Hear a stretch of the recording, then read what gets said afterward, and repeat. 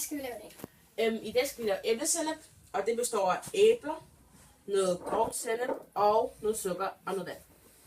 Så jeg synes, vi skal komme i gang.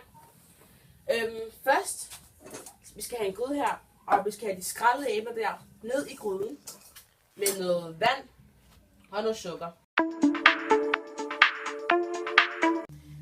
Og her har vi 900 gram skrællede æbler, 225 gram sukker og 3 dl vand. Og nu skal vi så over på kogepladen og koge i ca. 20 minutter.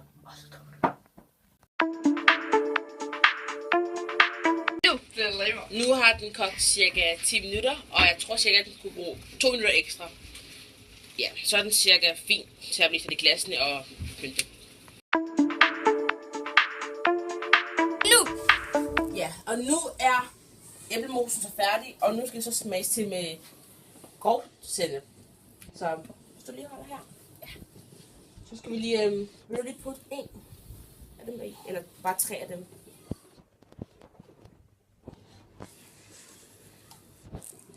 Det skal blive fint, tror jeg. Og lige en til.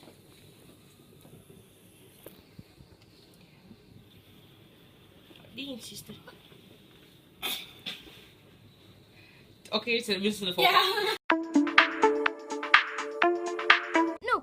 Her ser vi så noget af det færdige produkt. Det er faktisk smalt, som står her og snakker.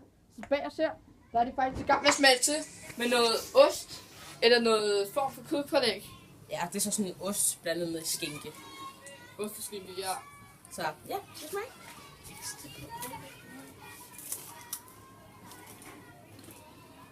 Det smager ret godt. Det ser ud til at smage rigtig, rigtig godt. Ja. Ja. Så det var alt for i dag. Bare sluk.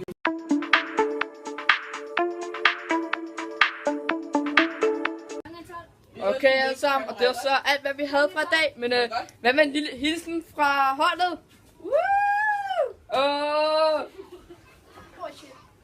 Mange tak for i dag.